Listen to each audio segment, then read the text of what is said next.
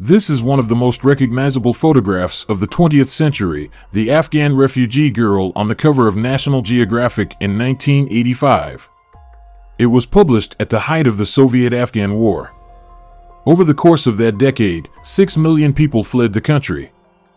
In 2021, the last American plane left Afghanistan after 20 years of war, achieving nothing. Why is Afghanistan so coveted? The British and Russian empires tried to conquer it. The Soviet Union and the United States invaded it for decades.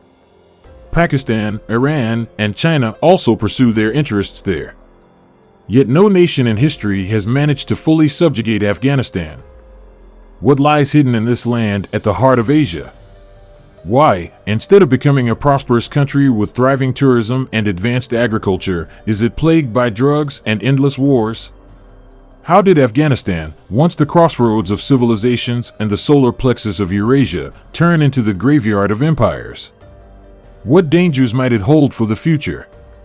What comes to mind when you think of Afghanistan today?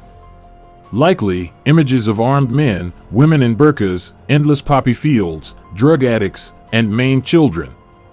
All of this is now ruled by the Taliban, a terrorist organization unrecognized officially by the world, yet whose leaders engage in formal negotiations. All of it is true. In Afghanistan today, war isn't just a profession, it's a way of life. If you rewind 50 years, the picture is different. The country, though poor, was relatively safe. At Kabul's airport, happy tourists disembarked planes. Men in stylish European suits, women and children in short, colorful dresses. Afghan women, too, could be seen on Kabul's streets dressed similarly. Afghanistan's ruler was honored on a visit to the U.S. capital. Next stop, Tehran, which at the time was also completely pro-Western. From there, people traveled through Afghanistan to India, Goa, or Thailand. In ancient times, this route connected China with India, Persia, the Middle East, and Europe, earning it the poetic title the Crossroads of Civilizations or the Solar Plexus of Eurasia. The region is stunningly beautiful and sunny. But as mentioned earlier, Afghanistan is also known by another title, the Graveyard of Empires. This nickname exists because every regional or global power has tried to conquer Afghanistan to control trade routes. Yet for the past 500 years, global commerce hasn't relied on camel caravans crossing mountains and deserts, but on massive container ships and tankers. These are the backbone of global trade. Afghanistan, without access to the sea, has no part to play in this. What about resources like gold, oil, or gas?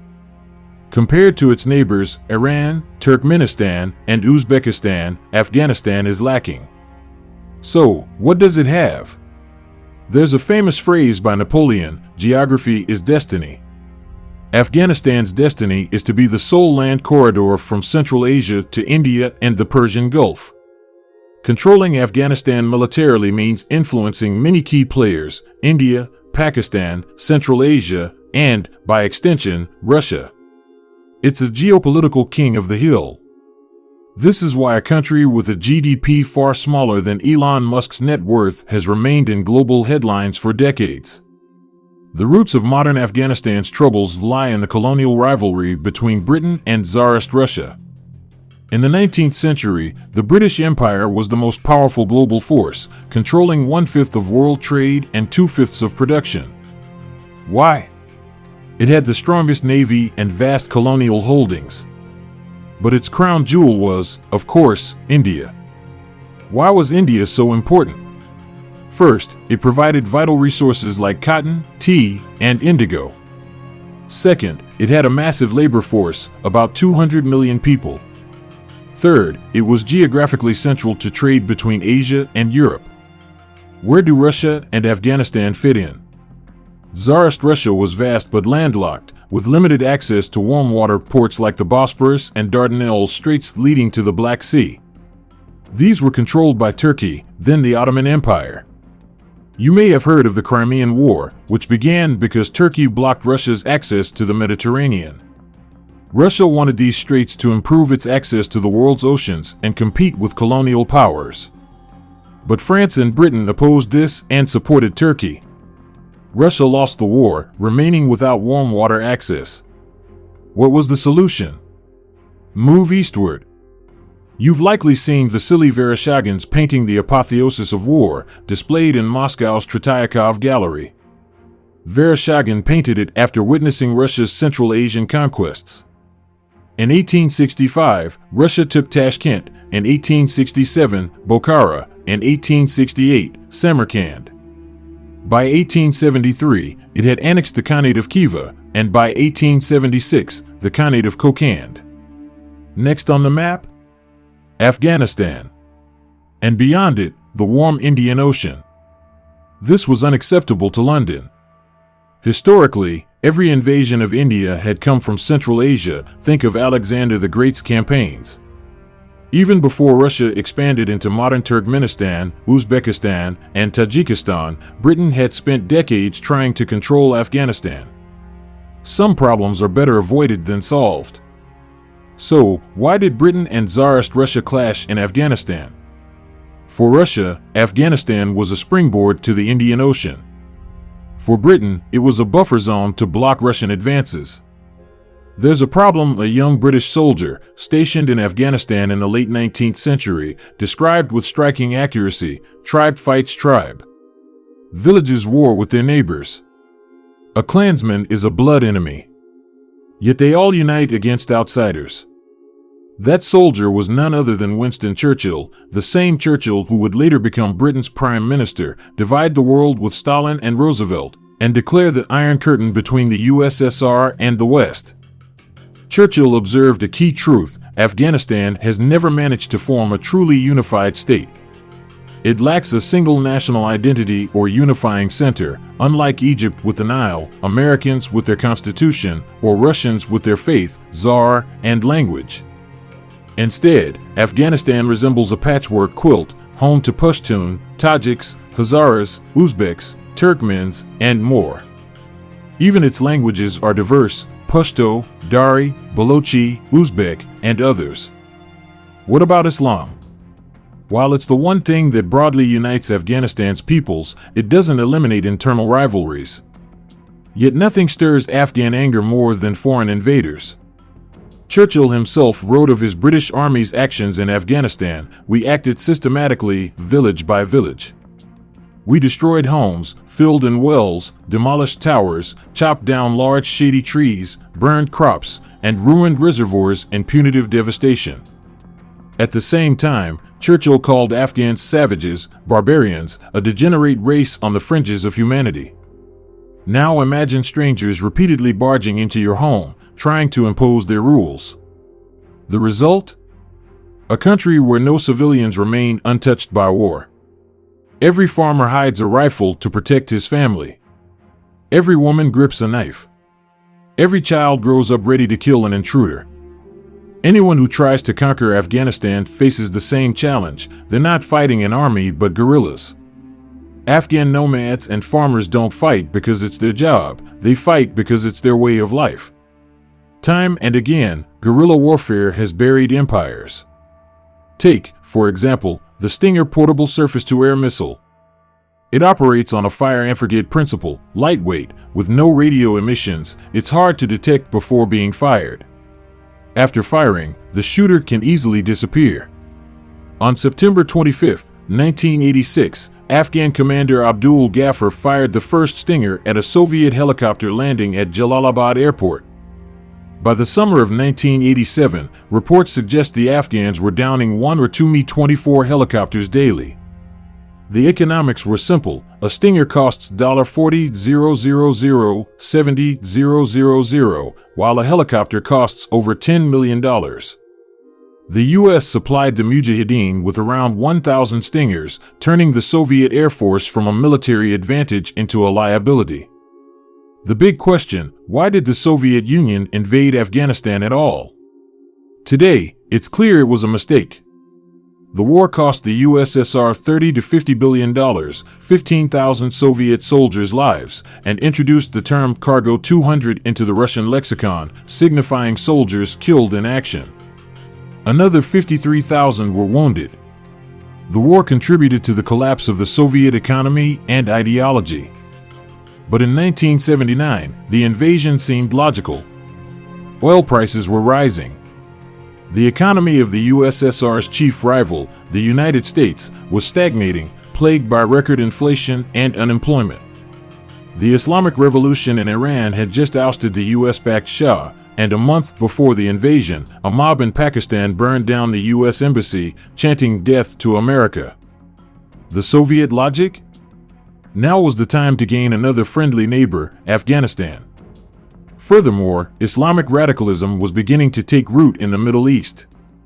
The USSR feared this ideology might spread to its Muslim-majority regions in Central Asia, where local preachers could prove far more persuasive than communist officials. Their thinking, better to control Afghanistan before it fell under radical Islamic influence. Instead, Afghanistan became a suitcase without a handle, a burden the Soviets couldn't carry or abandon. The population was again entirely drawn into the war.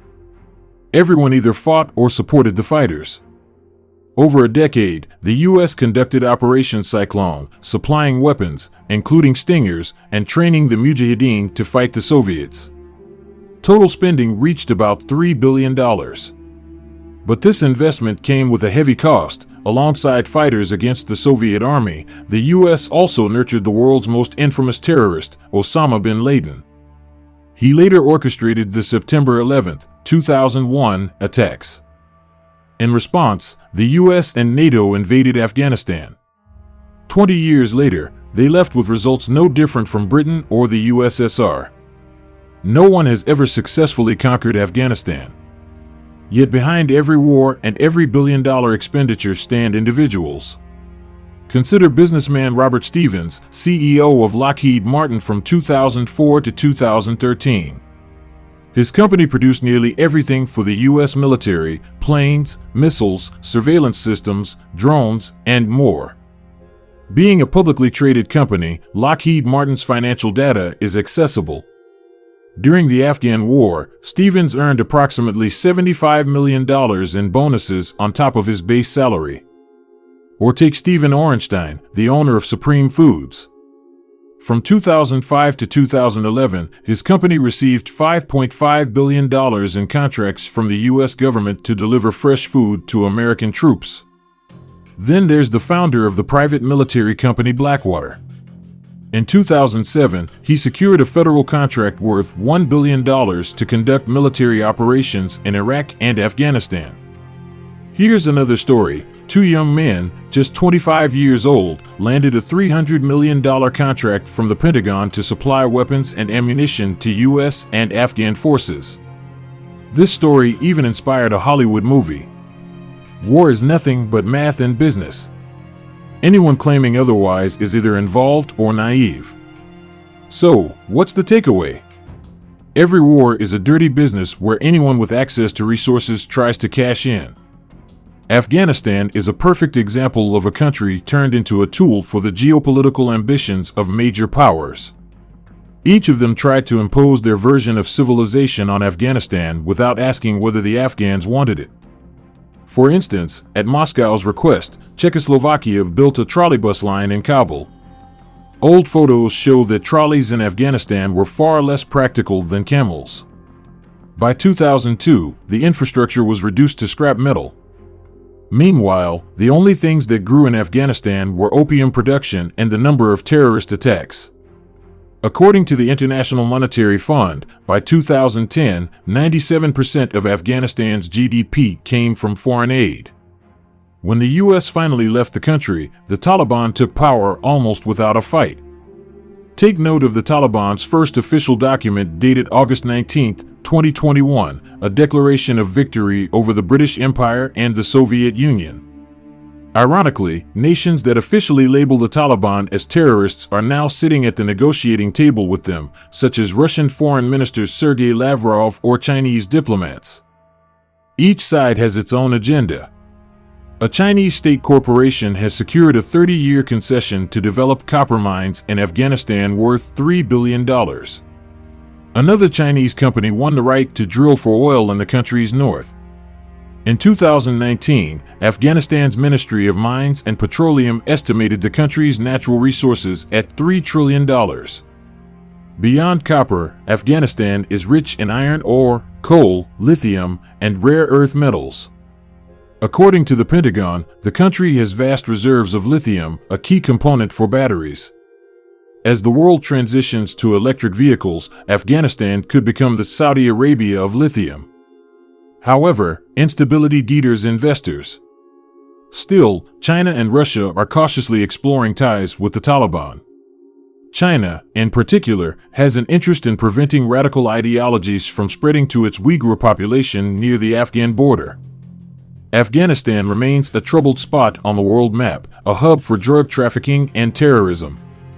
But it's the great powers, driven by ambition and greed, that inflated these problems. The question is whether they'll keep profiting off Afghanistan or leave it in peace. The famed painting Apotheosis of War by Vasily Vereshchagin has an inscription on its frame, dedicated to all great conquerors, past, present, and future. Every attempt to conquer Afghanistan ends the same way, with its own grim apotheosis. Thank you for watching. See you in the next video.